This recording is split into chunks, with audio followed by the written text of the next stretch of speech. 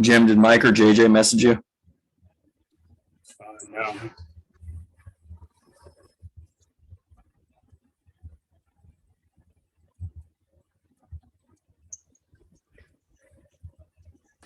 Was it Mike that was having trouble getting on?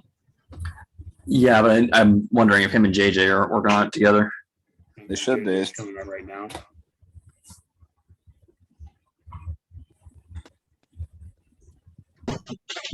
There we go. There we go. I see JJ. Hey guys. Hey guys. What's up? Hey, we had some technical difficulty. We're good now. Oh, good. Good. Since this is your session, we're glad to see you. Glad to see you, even if it wasn't your session. I feel like I have an advantage because I can just drill into the scales and move on. I'm trying to fit my pins through the scales and they're not wanting to go together. So I'm trying to force them and things are a little tight. And so I've enlarged the holes some more.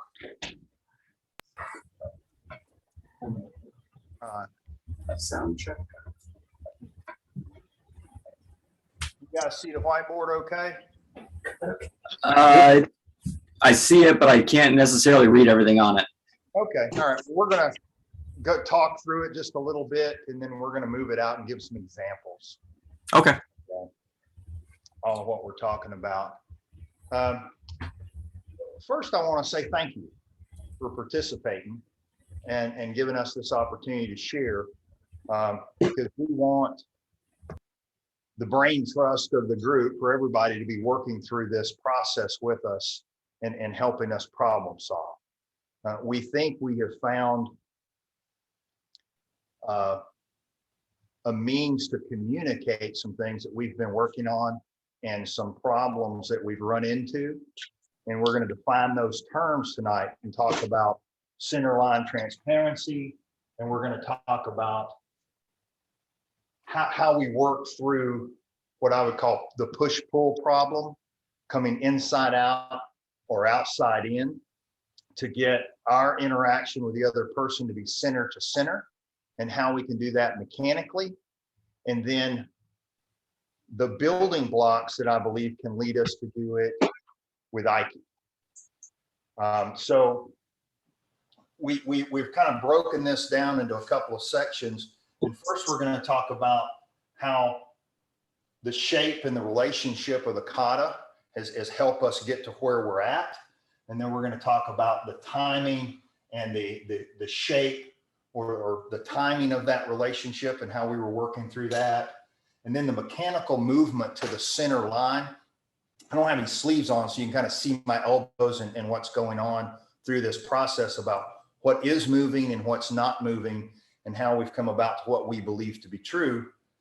And then we'll talk about how we believe that we can move from mechanical movement into that blended or internal movement into this process.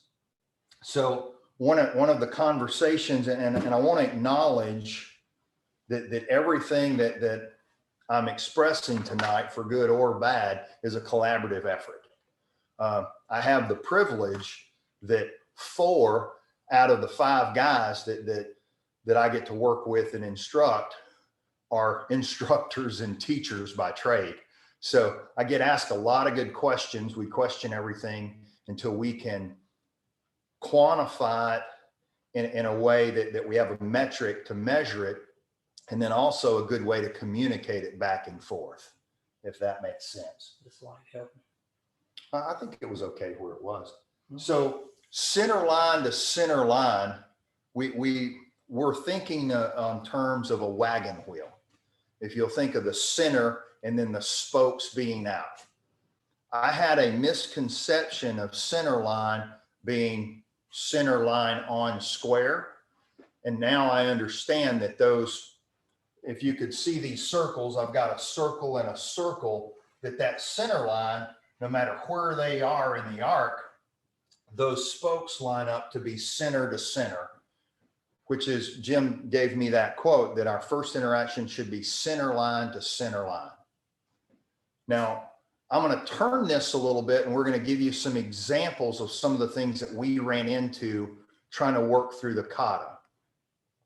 because we wanted to gather with our movements, we started working through each movement we have with some measured resistance through the draw, through Okodan Giri, through all of the kata.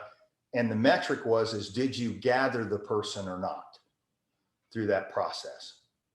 And so through the cuts, going through the cut, if you could buckle the person's knees, if you could gather their balance, we would call that a success. And if you couldn't, if you got in a spot where you were twisting or pushing or contesting for space, then that was not a correct movement.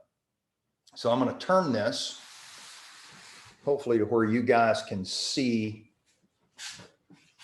And Mike and I are going to attempt to give an example of what I'm talking about. Where's our long string, Mike? Right here. Okay.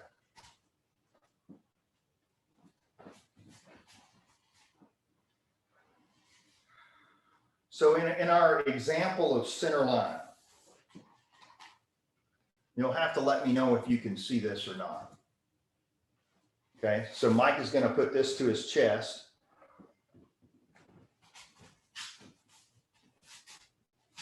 Maybe get into 40. Can you guys see that? So part of what we were running into is what I would call an outside in problem, where if my center and Mike's center is here, I'm coming outside of that, and now my energy is going out that way. And now I'm in a twist, push-pull onto Mike.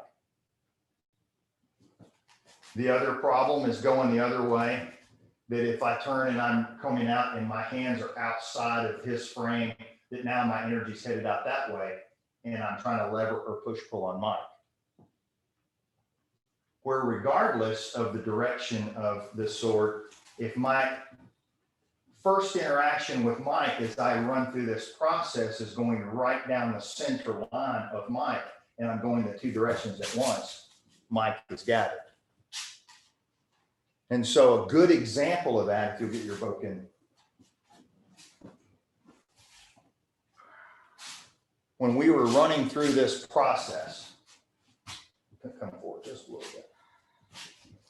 When we were running through this process, coming from the dough cut with fingertip pressure, if I try outside in, I'm pushing with this hand and pulling with this hand, and that is a twist. No bueno. Because now my energy's headed this way and I'm twisting on the ground. If I try pushing this way with both hands, I'm still not affecting Mike. I'm going around him. If this energy is going two directions at once, and my energy is going from my center to his center in the arc of this cut,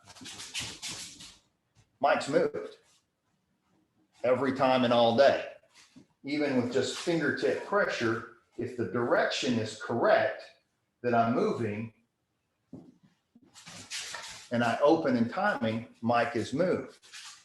So what we started doing in class was going all the way through Rokudan Giri with the uke given an example of a target here, here, here. And I'm going to attempt to show that.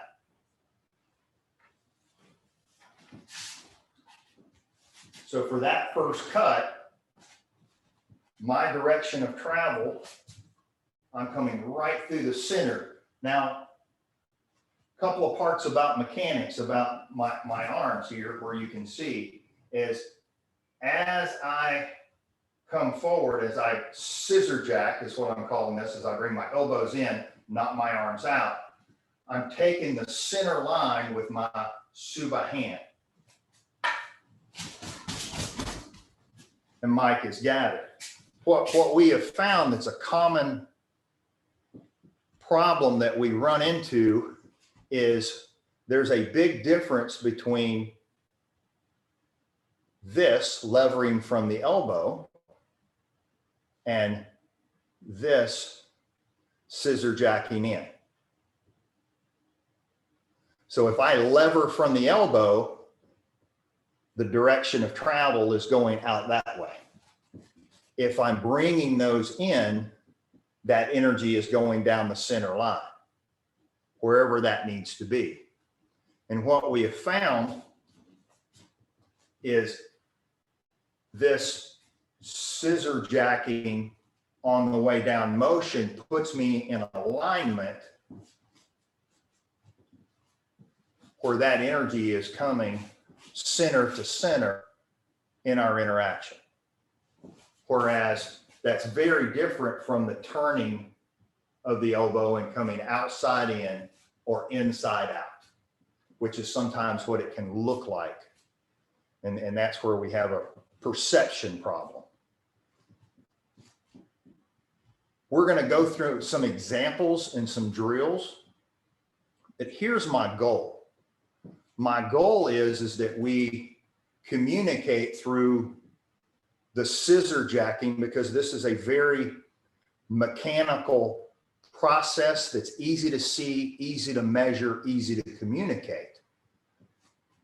That helps the person feel what success feels like, because it's different for the uke and the tori, depending on how you interact with that. But the truth is, having experienced this and understanding and being able to see the geometry, it really doesn't matter anymore where this is in this process. These can be all the way out, and this can reach from the scapula forward, rolling, and gather like the same. But what we found with early on is people trying to do that would fully extend and then chop. If we start them out where they're scissor jacking and they've still got a little bit of this give, that 1/4 inch during the first interaction, center to center, we had success. Now, the journey is to get from this gross movement to this movement to internal movement, which you can't teach. That, I haven't found a way to even articulate it without the explanation and the gross example of this.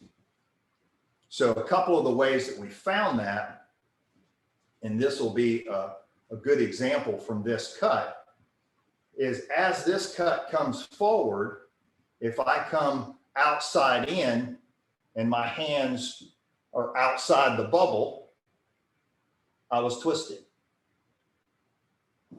If I came in straight on in that interaction from right here, making that cut, I was gathering. And so we started to see that differently. And then we would move further out and still move directionally toward that center. Wherever that person was located in the arc didn't matter anymore. And that's a hard thing to explain verbally, but I'm going to try to give you some examples physically.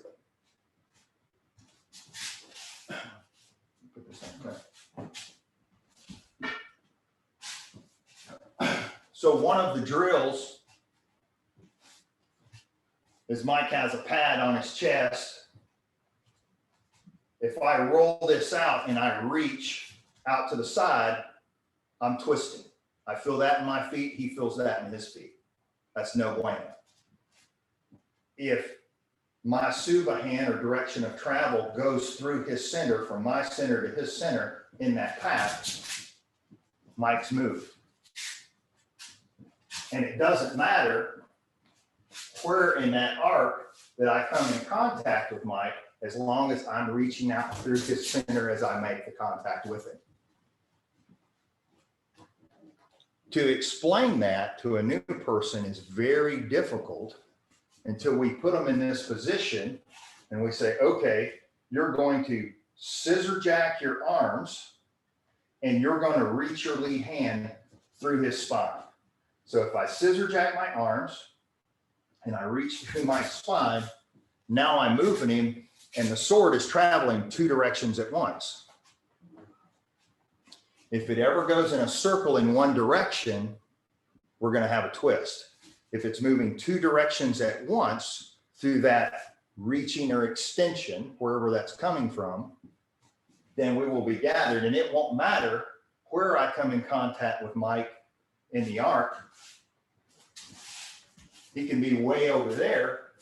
As long as I'm reaching through Mike, Mike is moved.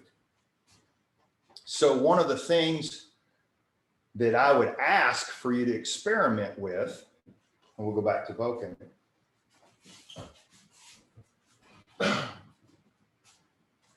is in our Rokudangiri practice that we get a partner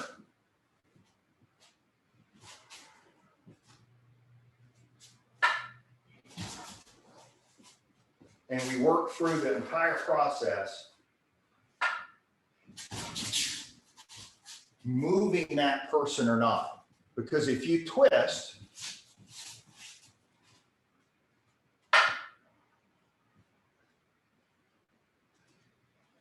that's what's going to happen. But even with fingertip pressure, if I'm reaching center to center and opening and timing, even slow, Mike is gathered. So no magic in the process. And if I can do it mechanically and explain it to someone and have them going from scrambled eggs to shooting on paper within a class. So when we found this, the next class we had everybody here, and there wasn't a single person who couldn't get a gather at least a few times successfully before they left. Oh, and Alan has a shoulder injury. He was able to do it with one hand, which he didn't think he could do, but we didn't tell him he couldn't. So he came up here and he had the one hand and he came up through and he just reached through there and gathered just like that. So as we go through the next few weeks, what I would really like is some feedback. I'd like for you guys to find out, how do you show the geometry? How do you measure success? And what drills can you go through to help explain this and pull this out? Now, what I believe to be true is we show the form of the kata to a new person, and that gets them the shape, the right relationship. And then going through the kata, they start to get some timing where they're in the right relationship and timing. Once they're starting to be on the edge of that, I think we start these concepts so that they're gathering through the interaction every time, or at least working to that. So again, mechanically reaching Subahand center to center is kind of the training wheels of scissor jacking that in versus levering this out or chopping with the shoulder. Putting it in all the different directions of the cut is a big part of the process. And we can go all the way through Rokudangiri and we can litmus test each cut. Will it work or not with each person? We run a line and go through the whole process. The other side of the coin, the other application of this that we're starting to explore, and it's in its infancy, is, if you'll do the cut to me, is in the cams, we were having a pretty good success making the shape and getting a good shed. And most of the time we weren't getting any kind of gather really, but we were getting a shed. What I believe to be true at this point, come a little closer so they can see your posture, is when I'm coming up here and making the shape and Mike comes down, I'm making a shed, but I'm not affecting Mike's balance at all. other than the velocity of him coming down in the skip. But when I take this same mechanics and I reach through Mike's center, I take Mike offline because we can't both be in the same space. So rather than just making the shape passively and coming around for a cut, actually reaching through the center as I open into this, in that skipping of the rock, breaking his posture further takes his balance. Again, this is in its infancy, and we're trying to find the timing of this is important, but the direction is also important. What I have found, the tighter that I get, if I get it within the meatball of the head, I'm effective. If I'm too high, that energy is just passing off.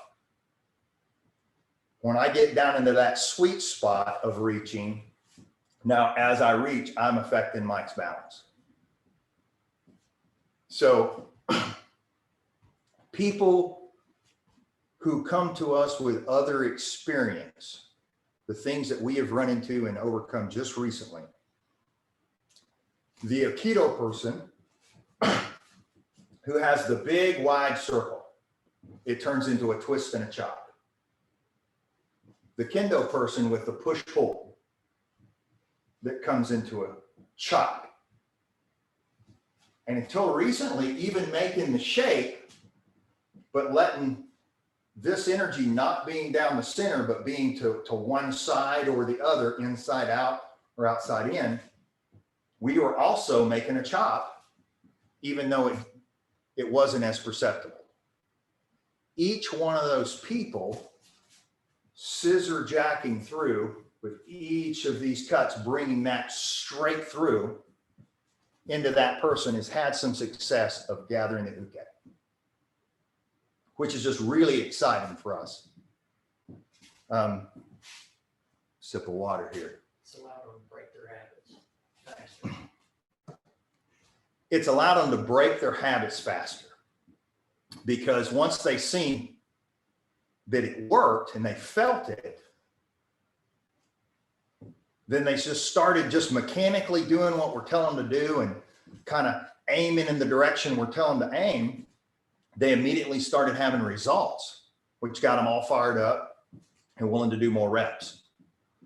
And so for the last 3 weeks, we've been coming in for an hour and a half and just getting as many reps as we can from as many directions as we can, going through Rokudan Giri with a partner. And do you gather them in the cut or not?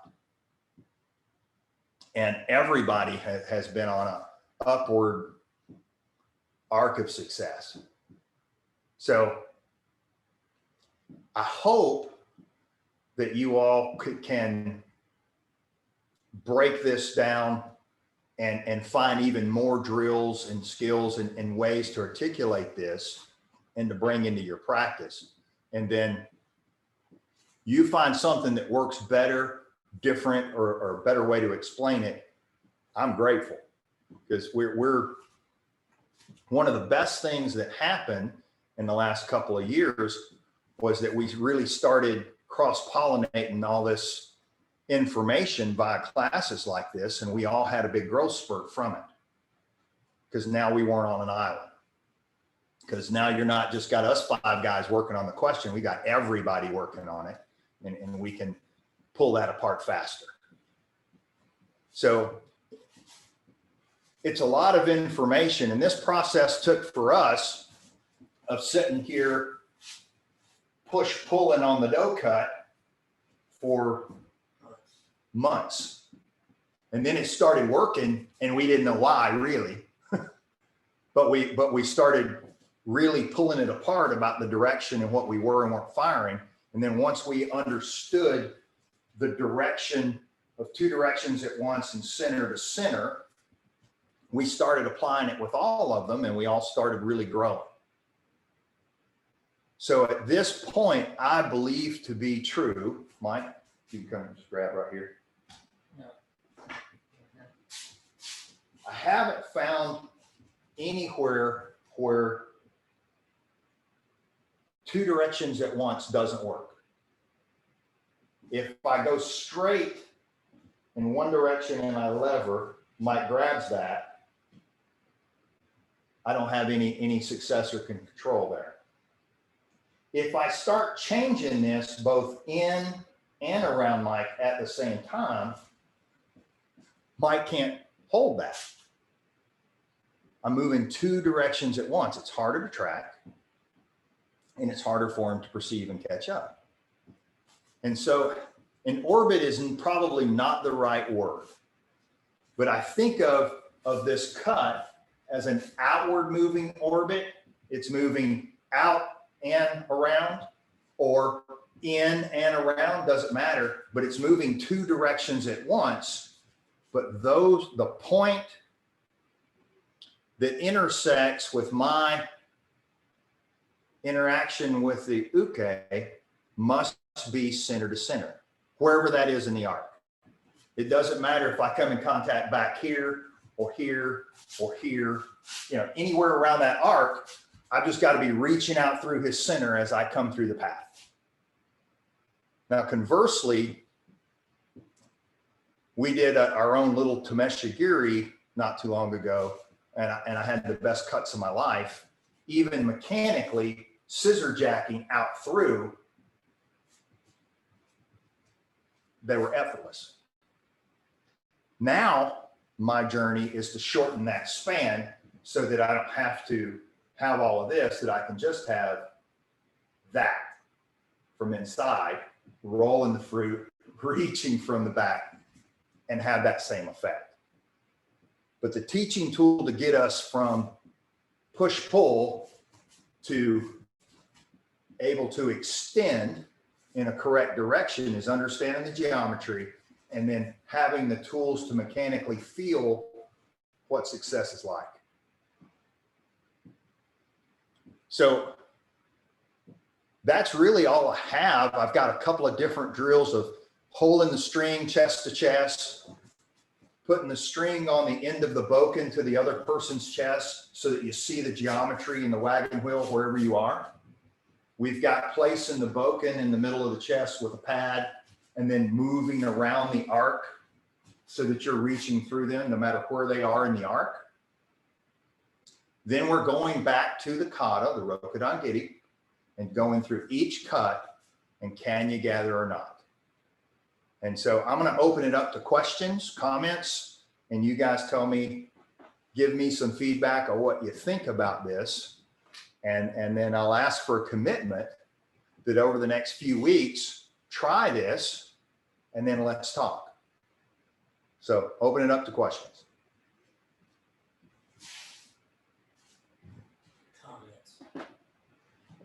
Comments. I'd just like to comment that I found this very helpful because I still consider myself really new at this, and it made things clearer for me. So I appreciate this demonstration you just gave. Great. I'm excited. There's no reason to spend 3 years of frustration trying to get something that guys now can understand in an hour. Right. Hey, JJ, this is Randy.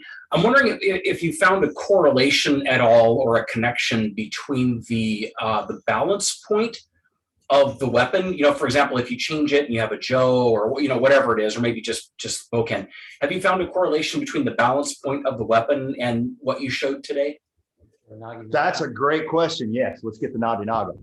We did try with a cane, with a Joe, and with a Natinaga. So be right back. What's our distance?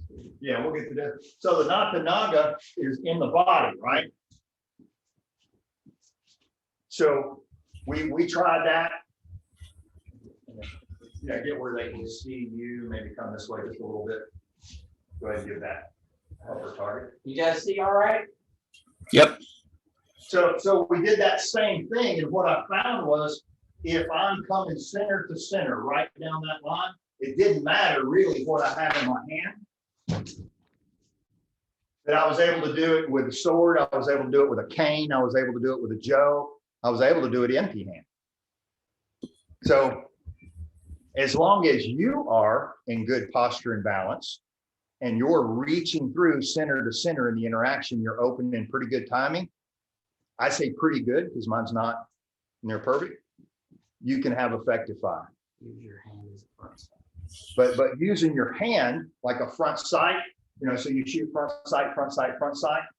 Using that wherever I am in relationship to you, if I'm shooting here, here, here, here, here, doesn't matter.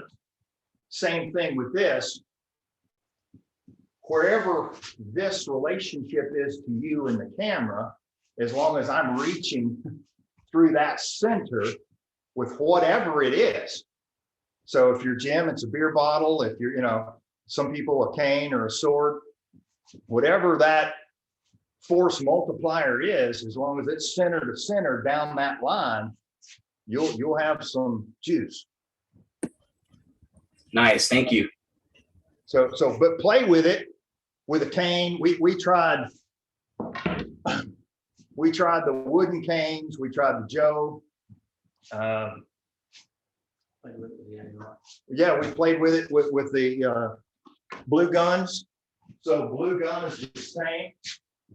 Blue gun is the same, Mike, if you'll show. So if I'm at high ready and Mike chalks the bottom and reaches right through my center. Okay, so I'm up through there. The thing is when I reach, I gotta let that come up so it comes up and down. Easy peasy. So works for him if he's reaching through me, works for me if I'm reaching through him. It's about the center. It also kind of helps some of our gun guys. Bring it back one more time. No, hold it. Because their first instinct is, because it doesn't matter if I grab the gun, I grab him as long as I got a glom. But a lot of them, the first thing they'll do is they'll try to push and pull, which is the same thing we were going over with the bogan, but they're trying to like push and pull. They're trying to come over and push down, and they're not effective. But as soon as they've done that bogan work a little bit with the scissor, that's when they just reach right in and start kind of conceptualizing it a little bit better, maybe kind of sort of. So I encourage you to put as many different situations as you can come up with as many different instruments as you can, because the principle is the principle. And it's kind of like the picture within a picture. Once you see it, you won't ever unsee it. And I hope that we found a way to explain the picture, a way to get from these baby steps to change people from push-pull doing this to doing this. And then hopefully what we want to do is that, where you only need that 1/4 inch and it's coming from back here and it's not coming from the arms. That's part of what I'm still working on. But had I not had this building block in the success, I don't think I would ever even be able to pull that off. And that doesn't show well, but you can feel it. Nice. No, thank you. That's great. You felt that, right? Yep, we can see it. Mm-hmm. Other questions or comments? JJ, could you talk a little bit about as you started from, you figured out the problem, right?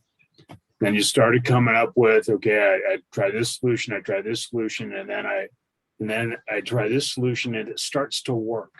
Can you talk about the change in your sensitivity to what's happening inside the other person, right? And you know, and how that occurred for you and the guys. Mike, maybe you can talk about how it felt for you. Talk about some of the comments some of your guys had when they went from, hey, I did it. The other guy did the thing I thought I wanted him to do. And what started to occur with, well, actually, I felt what I did now, as opposed to, you know, I acted in belief, and now I'm crossing that line from believing it'll work to I can actually feel it, and therefore building that faith channel. Yes, sir. I think that slow is the friend of sensitivity. So when I first had success and I could do it sometimes, the best thing that I did was I started going just fingertip pressure and going real slow. Because I couldn't tell if I was blowing through it or pushing or leaning on it if I just moved at speed. But Mike gives a real good example of this. If, I'm not sure, maybe here. If I place my hand softly on Mike and I get my posture right and I get to where I can just reach into Mike a little bit, just get that little bit of now I'm aware and he's aware. If I lever from here, I can feel the twist, Mike can feel the twist. If I reach through, I start gathering Mike. And honestly, for Mike and I can just speak for me, I think a lot of ours came from the clinch. This is how we started figuring out balance, is slinging each other around and going, well, that didn't work. But when we slowed down and started getting to where, okay, now can I roll my diaphragm? Now can I gather Mike without ever moving this? And the trick for me is can I feel him starting to roll his diaphragm? So I roll my diaphragm to compensate. And then the science of breath that you had us read. So can I expand with breath? Can I not do this mechanically? Can I do this? Now there's another training wheel, right? Can we affect each other?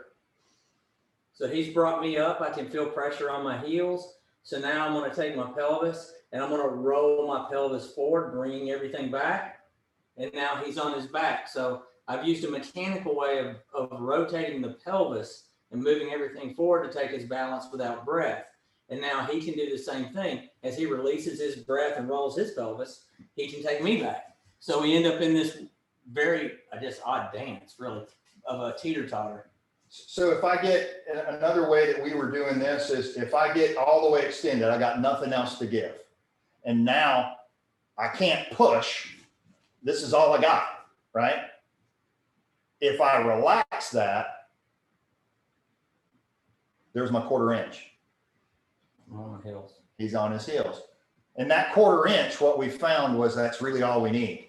We really want to move that person like that far, and it's not necessary. If we get that person that much, you got them. With the new guys. Yeah, with in the beginning, everything is exaggerated. Mike and I have been playing this game for a while and hitting each other. So I can tell when I just barely have that fingertip pressure that I can mechanically move him by extending the scissor jacks, or I can just roll my diaphragm and be into his balance. So we started doing that and then having conversations from that to get your Boken.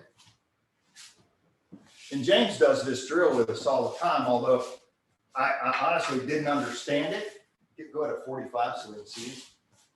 So if we're having a conversation here and I reach in the mic and then we reset and Mike reaches into me. And then we got to where we could just take all the arms out of it. And now I'm just going to roll and expand. And I'm still affecting Mike. So I can't explain that to someone that's only got a little bit of time with us. But what I can do is tell them, okay, if you won't lever, but you take your lead hand and put it toward his spine and you just scissor jack into him mechanically. you will gather that person because you're going center to center. Although it's mechanically, it's a building block. So Less frustration, more success. less frustration, more success is a real good way to put it. If we can get them where they can feel some movement happening without pushing or shoving or kicking off the floor, now they're headed down the path. And so the journey for us went from being very unaware, I didn't even know I had a scapula, I could do this, but starting to wall walk up and down the walls with my scapula, starting to have these conversations back and forth of, do you feel it in your feet? Becoming aware of the other person's balance, and then becoming very aware of your own. All of those things we did on the hack class, where we walked with the book and we had the glass of water, all of those things I think were necessary building blocks for us to understand the geometry and to be able to be sensitive enough to where we could give good feedback.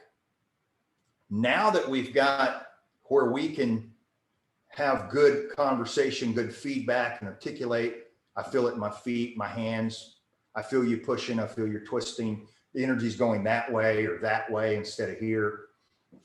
Now we can start to bring that in, that person that's outside in twisting, we can feel it immediately and say, okay, now you're disconnected. This one's leading, this one's lagging. They need to both be going at once and down the center line in the interaction. And once we start correcting that down and they have some mechanical success, now we've got real excitement, real buy-in, and a measurable, an actual measurable, because you can actually feel that work or not. Does that help, Jim?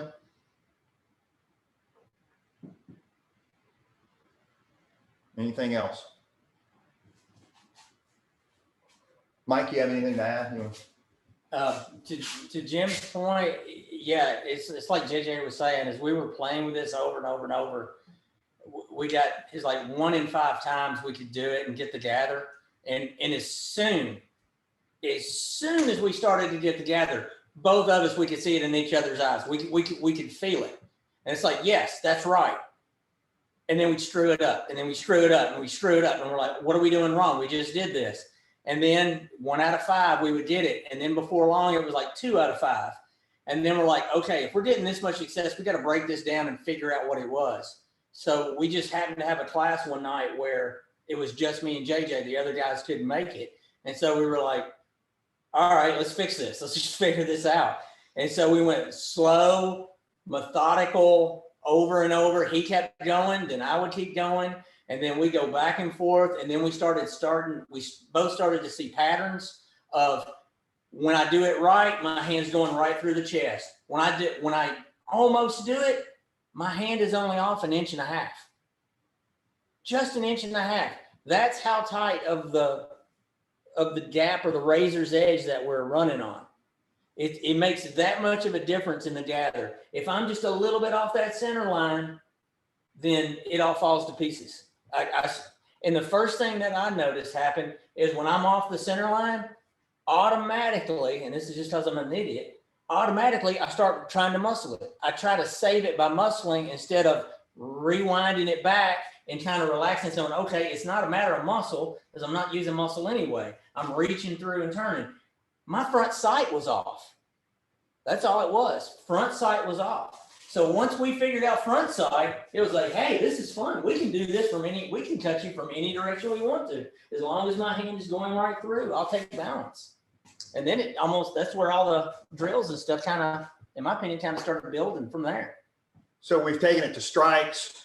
We've taken it to all of our Boken work, and it's helped us see differently, and then it's changed how we're trying to teach each other, and I'm so blessed and fortunate because I can call Jim or Josh or, we've got a lot of experience in the room that everybody's asking questions and working through. So it's really a cool environment that, we have just two measurements, can and can't, and really that turns into can and not yet is really all it is. But we're truthful about that. And one of the things that I would really encourage you guys, and I said this today, I benefit from transparency. When we're working through something, the more questions we ask, the more we're open with it about this is half-assed or whatever. Hey, let's work on this. Let's work this out. Let's do the deal. I don't have to get it. We worked on this for a while in failure. Now that I have that theory that a lot of us are negatively motivated. Okay. If I can't do something, I'll work harder until I can. We get some people here, if they can't do it, they just leave it alone. They quit it. It's not for them, right? This is pretty rare group that for whatever reason, if we're shown something and we're not very good at it, we'll go back and do the homework and come back at it and at it and at it. Because we want it. We want it. We know it's possible. We've got the examples of what it can look like, and we have felt those examples of what it can feel like. And so mechanically, if we pull together and share information, we can get from mechanical, first we have to get through some kind of mechanical competency, and then we can tighten the group as we turn that, what Donnie calls the Ike wall, that we can start rounding that corner. But we got to get them to the wall effectively first.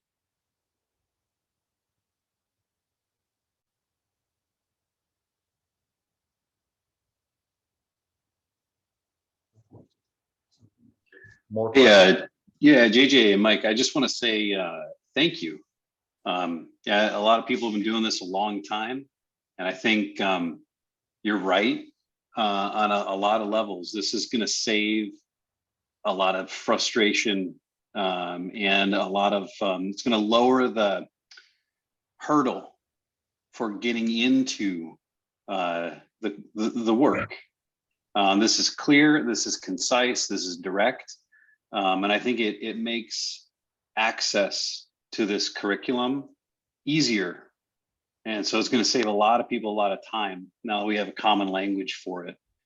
So this is really excellent work, and just thank you for going down this avenue. I can see there's a lot of excitement with this, and like I'm very excited to experiment with the guys up here in Michigan as well. And it's with, not on the guy. I mean, maybe I'll experiment on them anyway, but really excellent work. So just thank you. This is fantastic. And I would be curious if you are willing to write down the bullet points, like scissor jacking, using the string from center to center, and make the useful bullet points on Slack somewhere so that we could all check in with it. Give us a central hub to write our replies. But really, thank you. This is great work. Yes, sir. We're willing to do that. And I remember working with you and Josh and Darren and those guys back in the day, and I admired how soft you guys were and how effortless some of this seemed to you, or it's for me on the outside in, how far you guys were, and you guys were always willing to help me every way that you could, and I'm willing to give you anything and everything that I got. I want people to have this so bad. I think that all leadership is a service position. And in this group, we're so fortunate to have people like Jimmo and Josh and yourself that are so giving and so willing to help everybody. I think when the slow person in the back of the class figures out the math problem, boy, they can come up and explain it like nobody's business because they really had to work at it to get there. And that's kind of where we are, because we were kind of on an island for a little bit of trying to make these calls and figure, you know, work through some of these problems. But it's a privilege, man. I'm excited, and call me anytime. You know, if I can take a call, I'll take a call. Let's FaceTime call. Let's call in class. Let's do more of these Zoom classes. You do one with your class. You know, show us what you're going through. Let's work on this together as a group, and let's all advance, because that's really where you're going to think things through in a different way. Mike and I are the odd couple. Mike is visual, and he draws everything on a whiteboard and in his book, and he draws pictures in his head, and I'm kinesthetic. I feel my way through everything. So we're looking at problems from very different points of view, but now with a common language that you all have helped develop. And it's really beneficial to us. So I'm also the pretty one. Yeah, Just of course. Because I know it doesn't really come through on Zoom calls, but you know, with the lighting and everything, it's very apparent, very apparent. But yes, we'll put the bullet points on there, and we're available. And I really believe deep down in my bony little chest, my Kool-Aid pumping heart, you know, I believe that if we get a line of guys really working this through, and they've advanced at least far enough to feel their balance and somebody else's, I think they can take off with this. I really do. Now, we've got to get them to that point, right? But they get to that point, they can start using these visuals and these techniques to learn it. I think they're going to really accelerate. This is Rob Berry. One of the things that I kind of picked up, or I picked up on, was, you know, when you were talking about picking, you know, aligning the centers and acquiring the target, I guess, if you want to call it that. Sure.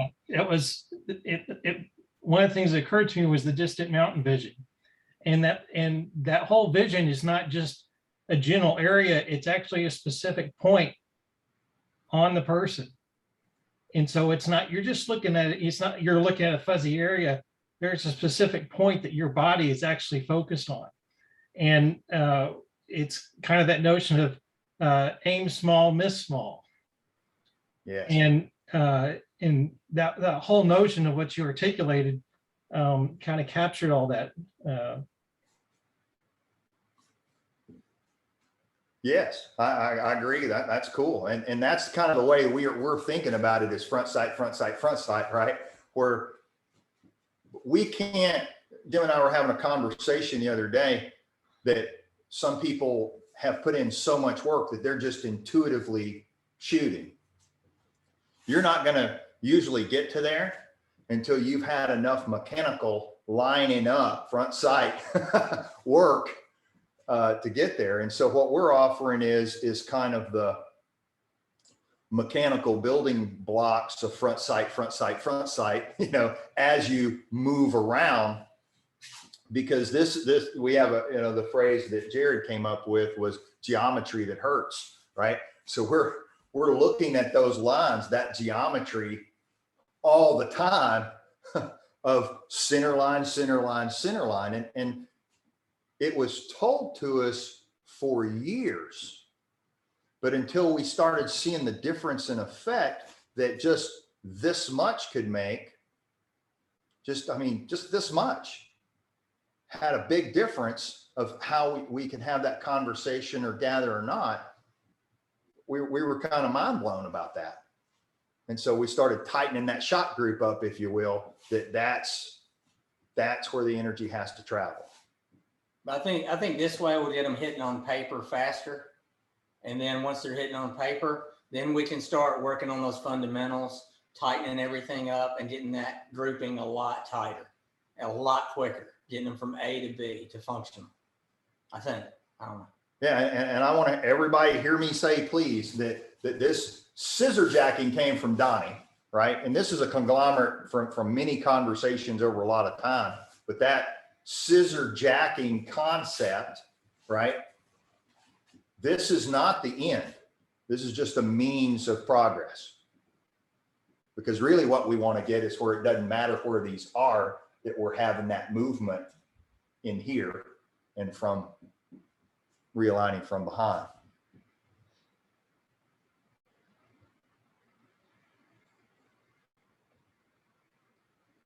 Jim, do you have anything to add?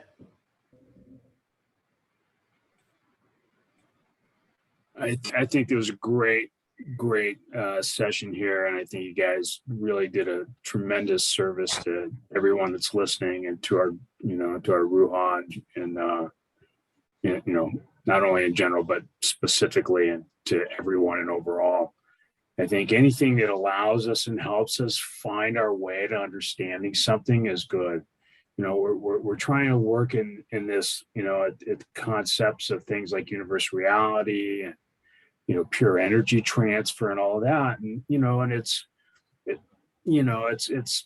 pretty frothy and meaty stuff altogether, and we get excited about it, and then we hit the wall. Right, and then we see something and we feel something work, and then we kind of go, I don't know why it worked, and like you said, a lot of us are, we're negatively motivated. We hit that wall and we're like, we get excited and go hit it again, but that's not the end all be all in the world of, learning and teaching. Right. And so anything we can do that helps us access it quicker, differently, from a different viewpoint, we all learn from each other. Like, that's the one thing about, that concept of Aiki, what, that subtle unbalancing is, when it works, it's pretty obvious. When it doesn't work, it's pretty obvious. But what's not pretty obvious is how we go from not working to working, and there's a lot of bunny holes and, and trails and other bunny stuff for that matter. And, and we want to, we want to help each other. And I'm thinking, I just spent, good 45, 50 minutes really getting help by you guys. And I really want to thank you very much for it. It's fantastic. Thank you, Jim. Well, that's kind of all we have. I'm going to add one more thing that it's more of a question than a statement. So let's set this down. So we've talked about the mechanics of the center line cut. We've talked a little bit about the mechanics of center line in the cams, of working that and how that gathers. So we're working through that process actively now. We also believe to be true, but haven't really spent a lot of time changing the paradigm and doing the work, of the interaction with the empty hand, where we take the hand techniques and, rather than rolling this down, of reaching this into Mike's center to unbalance him where he can't hit me with the other hand. I've seen that for years and it seemed like magic, but not till just a couple of weeks ago did I really see it. And so I'll ask you guys to help show us the way, because that's a brand new paradigm. I can mix it up with you, right? And I can hurt a wrist or wrench an elbow. But for me to be sensitive enough with his battle as that's coming in, then I reach into his center and unbalance him there. That's all brand new to me. That was not, I couldn't access that recently, and I'm still not proficient. But boy, I'm excited that that's part of my journey, and would ask for all the help I can get in that. Now, I'm fortunate that I got some pretty tough training partners, and they will hit me with the other hand if they can. So I'll know if it's working or not. But but exploring that, I really want to get us to where we're cutting effectively and working through that. I want us camming effectively and working through that. And then I want us to make that transition to tie all three together: the hand techniques, the camming, and the cut. So that's all I got, guys. I thank you for your time, and I look forward to the conversations that come out of this. Garrett, you stay safe. We love you, man. I know you're muted. Thanks, JJ. Appreciate it. Hey, brother. What's up, man? Come back and box with us some. Oh, I would love to. All Hopefully right. sooner than later. But you know, all these bad guys are doing bad things. They keep me so busy. I understand. We'll carve out a little. We can be bad too. Just carve out a little time for us. 10-4. All See you right. Well, later. if nobody's got anything else, we'll go ahead and sign off here, and appreciate you guys, and feel free to reach out to us. Man, I'm really excited, and I want everybody to get everything they can out of this deal. It's given me more than I ever expected. And I have such respect and hold you guys in such high regard for the work that you guys put in, and your willingness to help me through this process. So thank you. Thanks again, guys.